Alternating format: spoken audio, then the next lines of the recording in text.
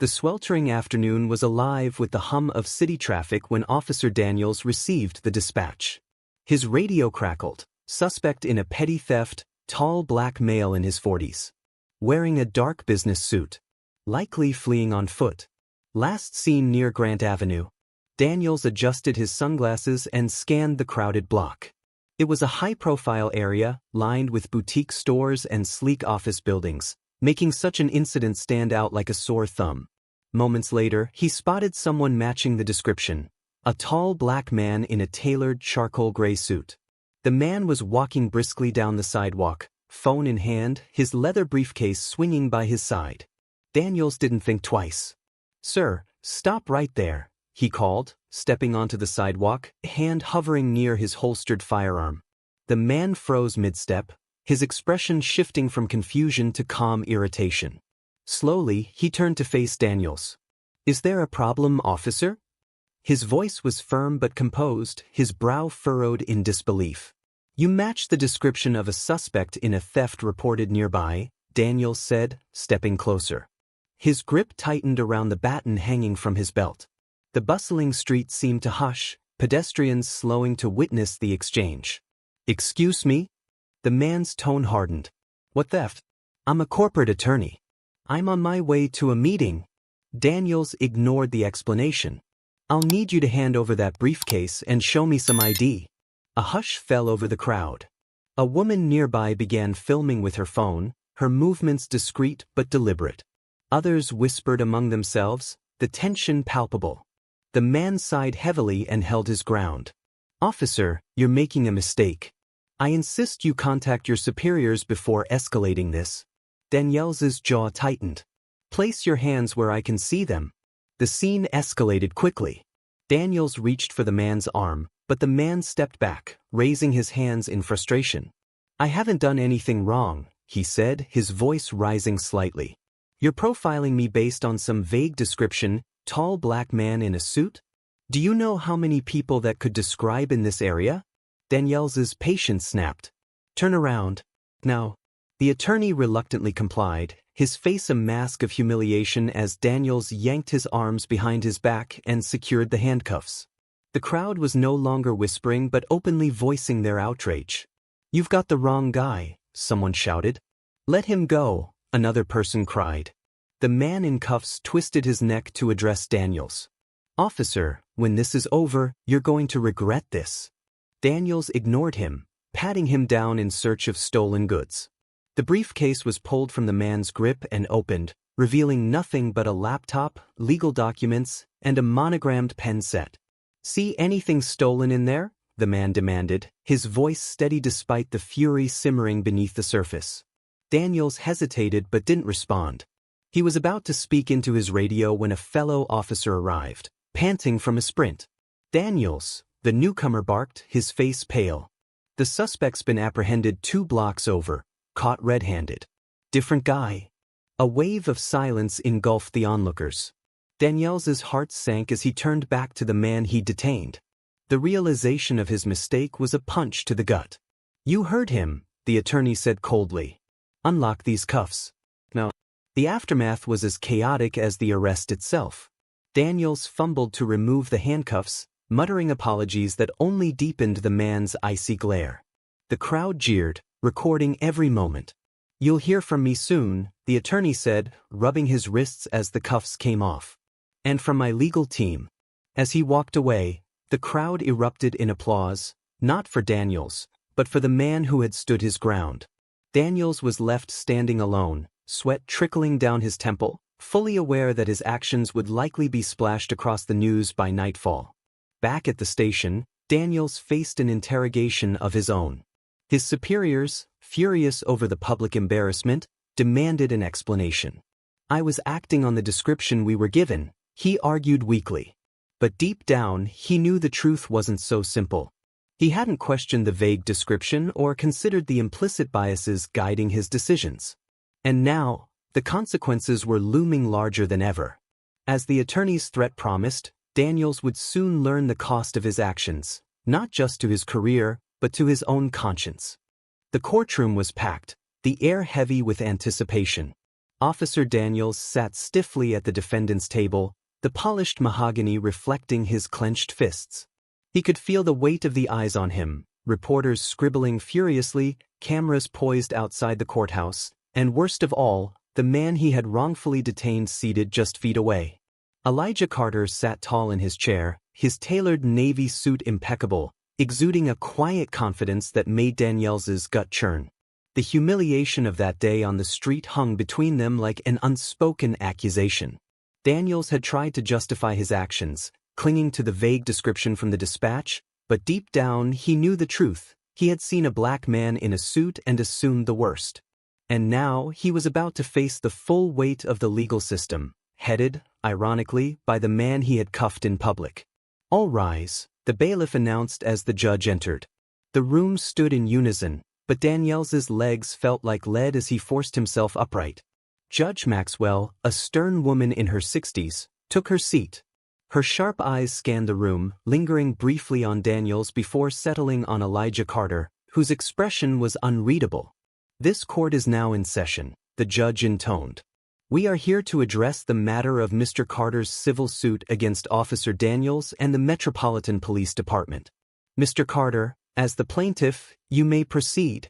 Elijah stood, his presence commanding, his voice calm but razor-sharp. "Thank you, Your Honor." He turned to face the courtroom, his gaze sweeping across the audience before settling on Daniels. "My name is Elijah Carter," he began. "And I am a federal prosecutor." The room collectively inhaled, the revelation landing like a bombshell.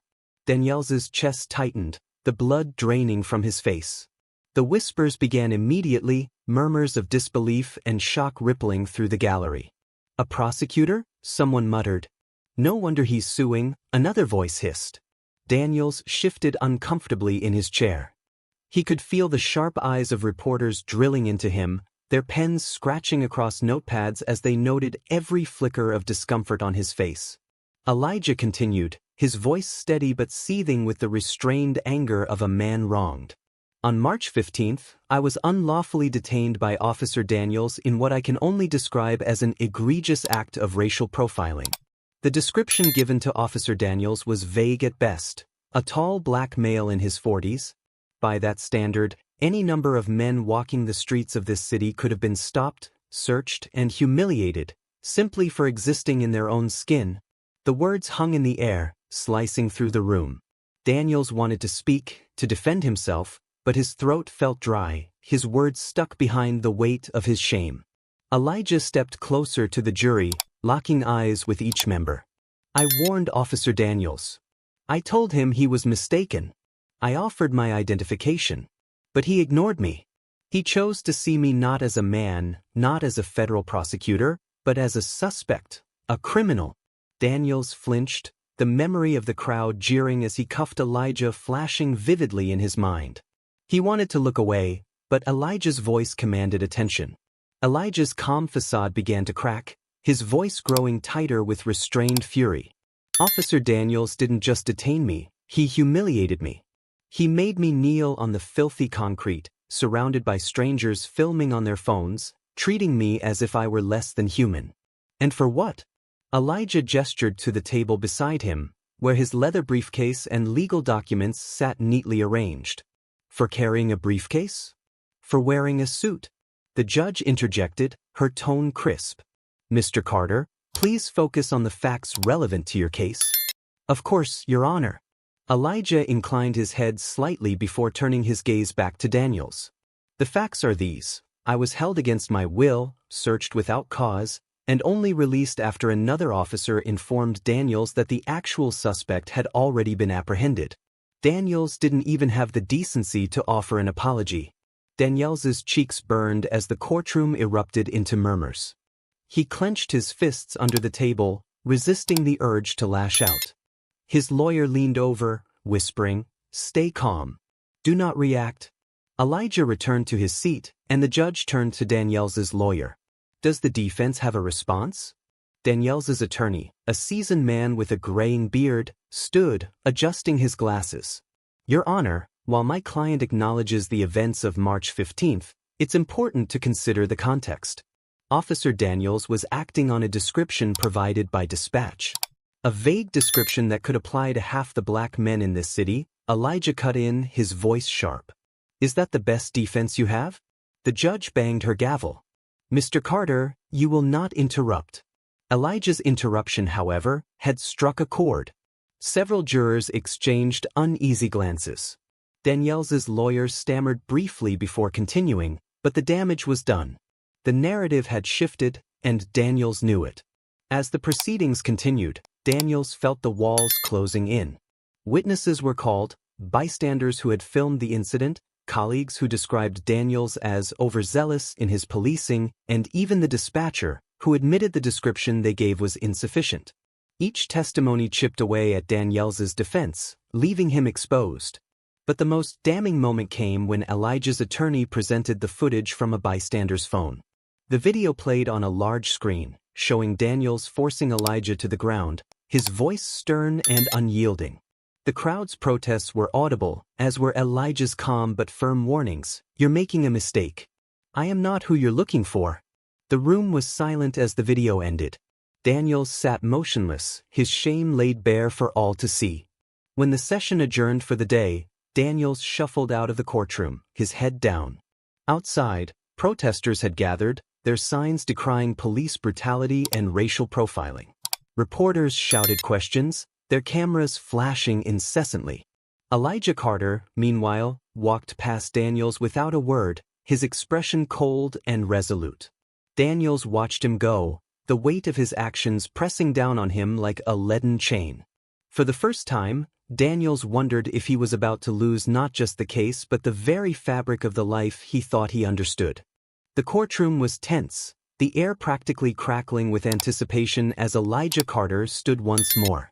The federal prosecutor's calm exterior belied the righteous anger simmering just beneath the surface. He adjusted his tie with deliberate precision before addressing the jury.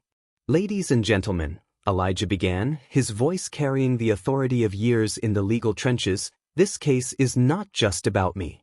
It is about a system that allows assumptions and stereotypes to override evidence and judgment. It's about what happens when those entrusted to serve and protect fail to see the humanity in the people they are supposed to protect.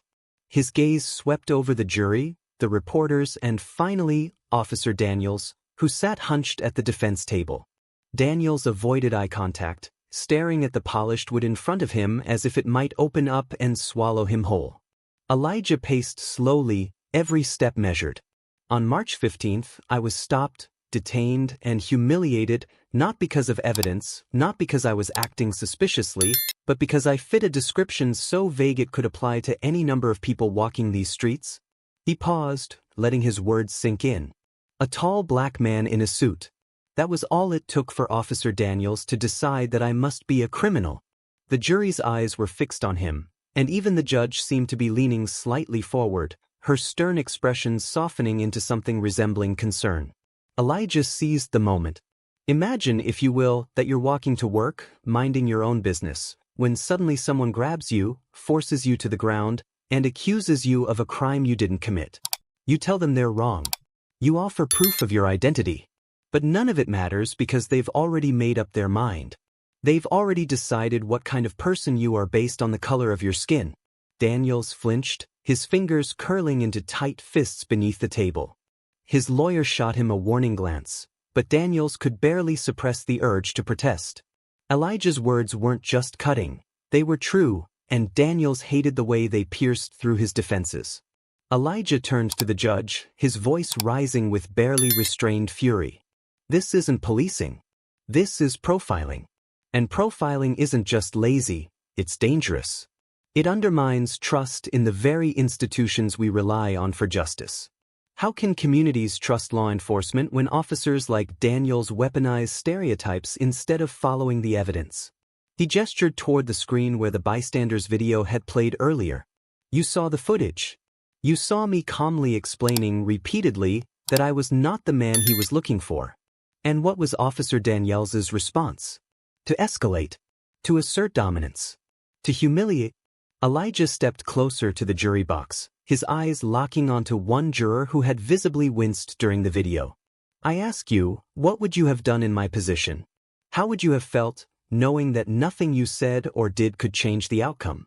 Knowing that your fate was sealed the moment someone looked at you and saw not a man, but a threat? The courtroom was utterly silent. Elijah's words hung heavy in the air, each one a dagger aimed squarely at Danielle's actions. Elijah inhaled deeply, then continued, his tone softening but losing none of its power. "This isn't just about me," he said.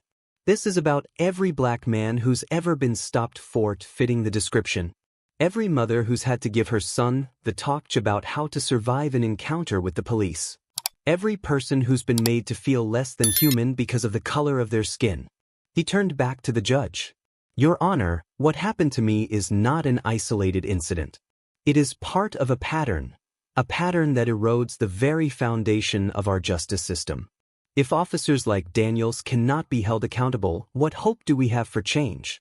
Daniels' lawyer stood abruptly, sensing the tide turning irrevocably against his client. "Objection, Your Honor," he said, his voice tight. "The plaintiff is veering into speculation and rhetoric." "Overruled," Judge Maxwell said firmly. "Continue, Mr. Carter." Elijah nodded, his composure never wavering. "Thank you, Your Honor." He turned to face Daniels directly for the first time. "Officer Daniels, I don't believe you woke up that morning intending to humiliate an innocent man. But intention does not erase impact. Your actions didn't just affect me, they sent a message to every person watching that day. A message that said, you are not safe.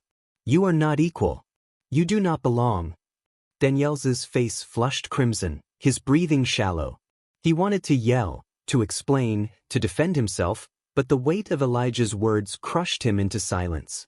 Elijah addressed the jury once more, his voice steady but laced with undeniable urgency. "This case is an opportunity, not just to deliver justice for me, but to send a message. A message that says no one is above the law, not even those sworn to uphold it. A message that says accountability matters. A message that says we will not tolerate a system that treats people like me as guilty until proven innocent." He returned to his seat, his expression resolute. The courtroom remained silent, the tension so thick it was suffocating. Daniels felt as though the walls were closing in around him, each word from Elijah tightening the noose of accountability around his neck. When the judge finally called for a recess, the room erupted into whispers and murmurs.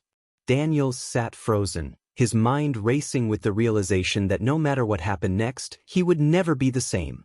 Elijah Carter had laid bare not just Daniels' actions, but the deep-seated prejudices that had fueled them. And in doing so, he had forced the entire room to confront an uncomfortable truth. Justice, for too many, was still a conditional privilege. The courtroom reconvened after the recess, the atmosphere taut with expectation. Officer Daniels sat at the defense table, his palms sweaty against the polished wood, and his mind reeling. His lawyer muttered something about staying composed, but Daniels barely heard him.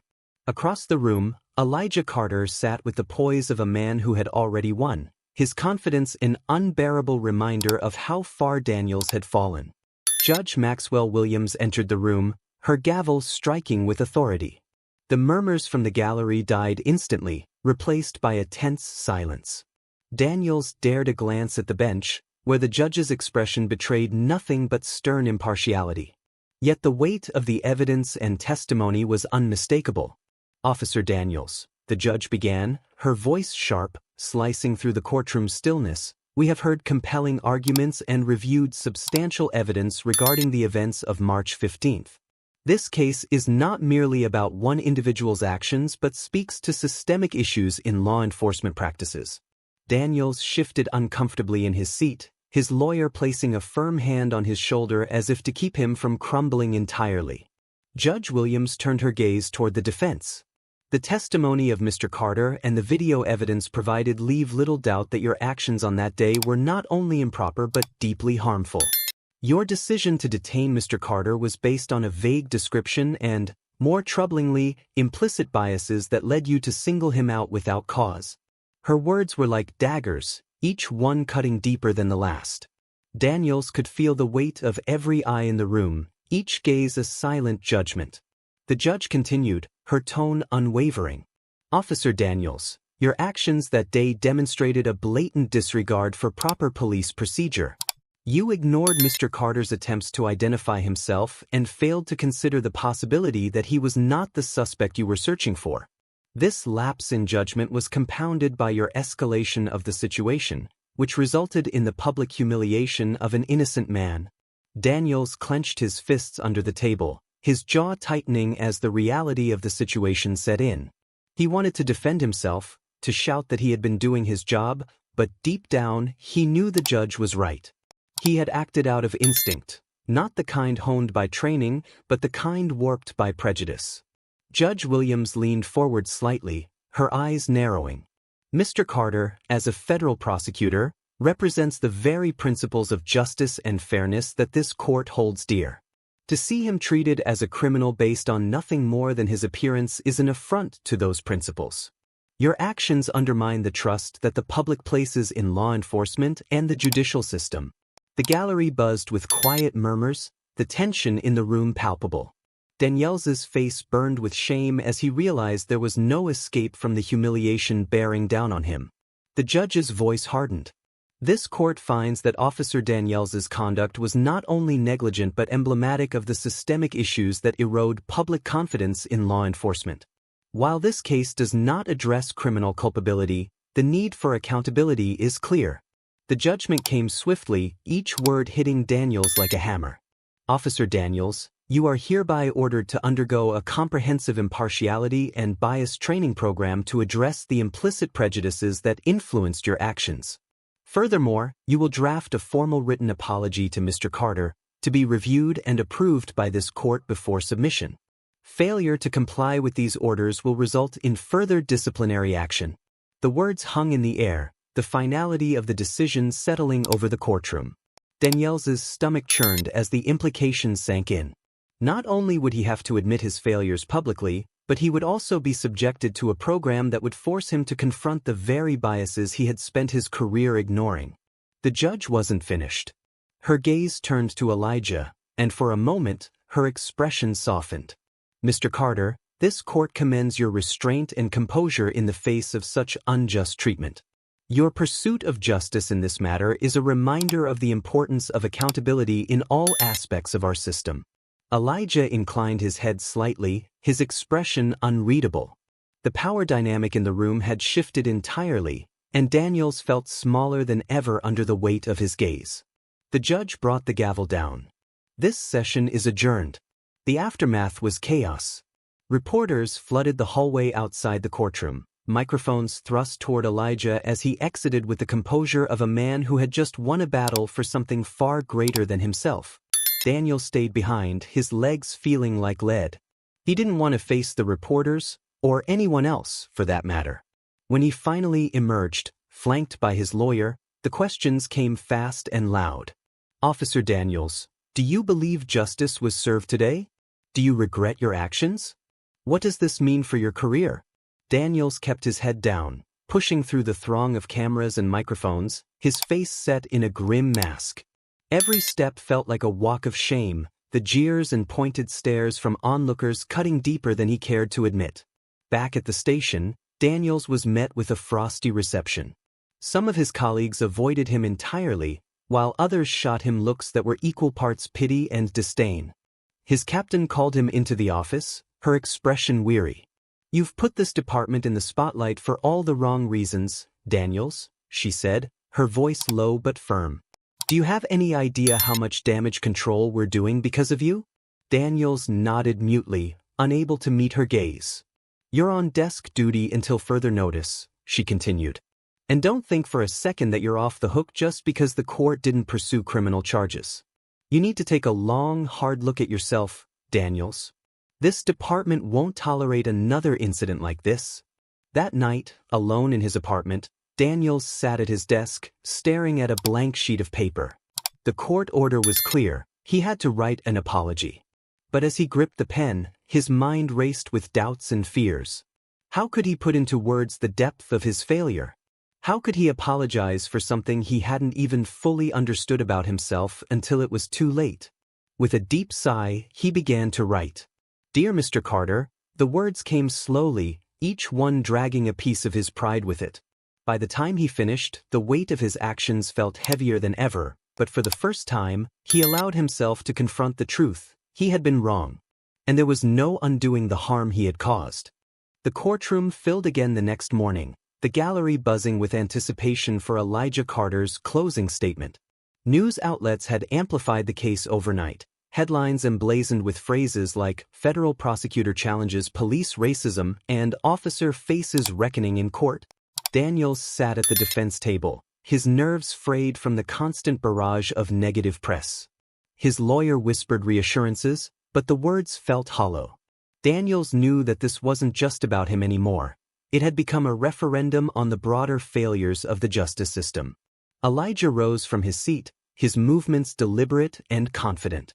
His presence commanded the room as he approached the center, his gaze sweeping over the jurors, the judge, and even the public spectators crammed into the benches. "Your Honor, esteemed members of the jury, and all who are gathered here today," Elijah began, his voice firm but not loud. "This case is about more than a single incident. It's about the patterns we see, the unspoken truths that too often govern how justice is served or denied in our society." He paused, letting the room settle. Daniels could feel the weight of every eye shifting toward Elijah, drawn to his words like moths to a flame. The prosecutor exhaled deeply before continuing. "On March 15th, I was detained by Officer Daniels for nothing more than existing in the wrong place, at the wrong time, while wearing the wrong skin." He didn't see a man. He didn't see a federal prosecutor. He saw a stereotype, a caricature shaped by years of societal prejudice. And because of that, he acted without evidence, without cause, and without care. A murmur ran through the crowd, a ripple of discomfort at Elijah's unflinching honesty. Daniels felt a pang of humiliation as Elijah's words landed like hammer blows, laying bare the unspoken biases he had carried for years. Elijah's voice grew more impassioned, the controlled fury behind his words becoming impossible to ignore.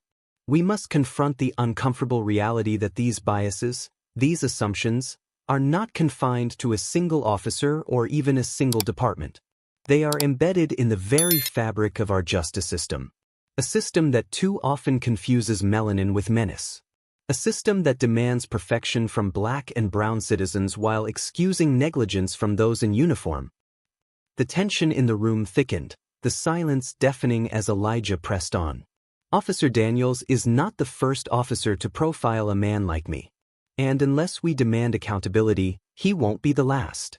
What message are we sending when we allow actions like his to go unchecked? That some lives are worth less? That some people are guilty by default?" Daniels looked down at his hands, unable to meet the prosecutor's gaze. His lawyer shifted uneasily beside him, the case slipping further from their grasp with each word Elijah spoke. "I ask you," Elijah continued, his voice now tinged with emotion, "to imagine the pain of being reduced to a stereotype in the blink of an eye. Imagine the shame of being forced to the ground, treated as a criminal, while people film your humiliation. Imagine knowing that no matter how much you achieve, no matter how hard you work, there will always be someone ready to strip you of your humanity." Elijah turned to the gallery, his voice taking on a deeper resonance. "This case is not about vengeance. It's not about punishing Officer Daniels alone. It's about creating a system where people are judged by their actions, not their appearances. Where officers are trained to question their biases, not reinforce them. Where accountability is not the exception but the rule." The crowd stirred, some nodding, others wiping their eyes. A woman in the back whispered, "Preach," and a wave of agreement rippled through the gallery. Judge Williams banged her gavel once, a light reprimand to restore order, but even she seemed moved by Elijah's words. Elijah shifted his attention back to the jury, his tone softening but losing none of its impact. "Members of the jury, I am not here because I want revenge. I am here because I believe in justice. Not the kind of justice that stops at convictions or settlements, but the kind that demands real change.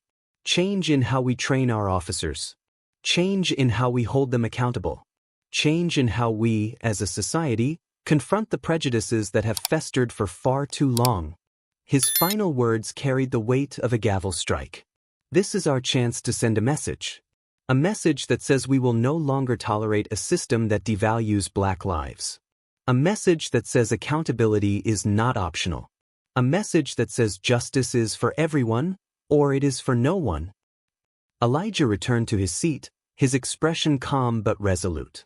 The room erupted in quiet applause, a breach of courtroom decorum that Judge Williams allowed for a moment before silencing with her gavel.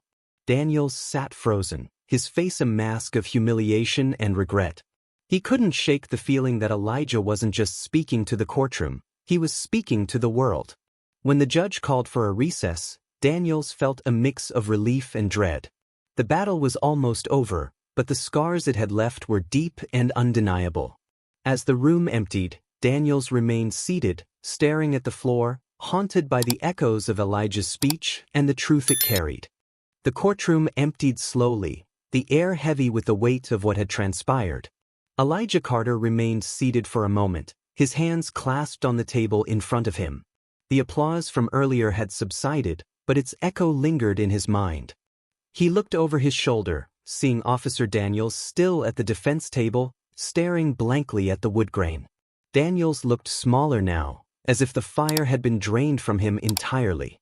The officer's lawyer whispered urgently, but Daniels didn't respond. Elijah couldn't help but feel a mix of pity and anger. Daniels wasn't the root of the problem, he was just a symptom of a much larger disease. With a deep breath, Elijah stood, straightening his suit. His movements were deliberate, every action carrying the weight of a man who knew his role in the spotlight was far from over. The reporters were waiting outside, their cameras and microphones poised to capture every word he said.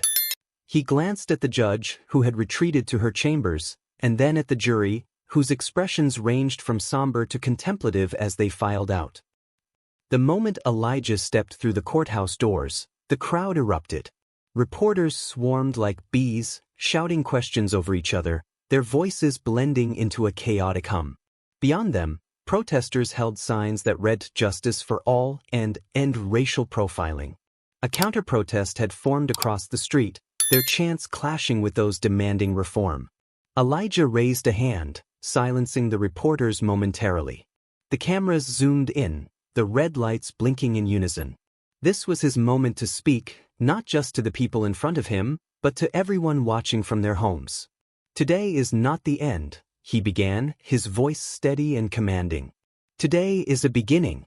The court's decision to hold Officer Daniels accountable is just one step in a journey that is long overdue. A journey toward justice, equity, and accountability." The crowd quieted, the weight of his words pulling their attention like gravity. "What happened to me on March 15th is not an isolated incident," Elijah continued, his tone sharp. "It is a symptom of a system that has been broken for far too long.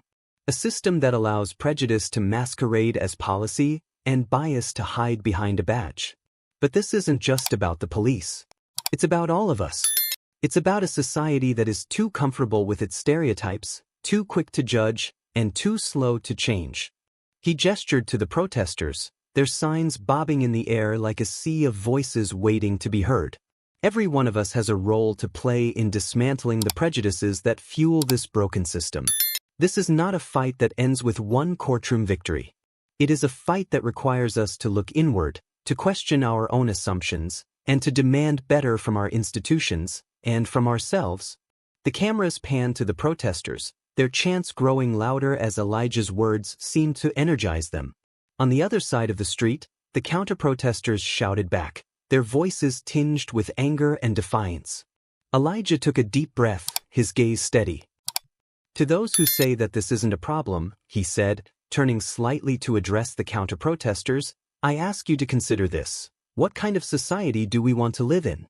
One where people are judged by the content of their character, or one where they are reduced to the color of their skin? One where justice is blind, or one where it is selective? These are not abstract questions. They are questions that affect real lives, every single day." A few counter-protesters scoffed, shaking their heads, but others paused, their expressions softening as his words seemed to reach them. Elijah pressed on. "This is not just about me. It's about the countless men and women who have suffered in silence, who have been profiled, harassed, and humiliated simply because they were born with the wrong skin. It's about ensuring that the next generation doesn't have to grow up fearing the very people who are supposed to protect them. It's about building a system that works for everyone, not just the privileged few. The crowd roared in agreement, the protesters chanting Elijah's name. He raised his hands again, signaling for quiet. Today, the court held one officer accountable, he said. But accountability is not enough. It is a necessary step, but it is not the solution. The solution lies in reform. It lies in education. It lies in ensuring that no one, no officer, no judge, no citizen, is above the law. And that no one, no matter their race, gender, or background, is beneath it. Elijah's voice softened, but his words were no less powerful. This fight will not be easy. It will not be quick. And it will not be comfortable. But it is a fight worth having. Because justice is not a privilege. It is a right. And it is up to all of us to make sure that right is protected. He stepped back, the reporters shouting questions once again, but Elijah didn't answer. He had said what needed to be said. The rest, he knew, would be up to those listening.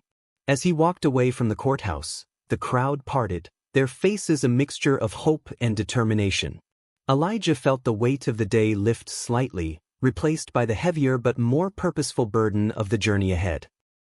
Behind him, Daniels emerged from the courthouse, his face pale, his posture defeated.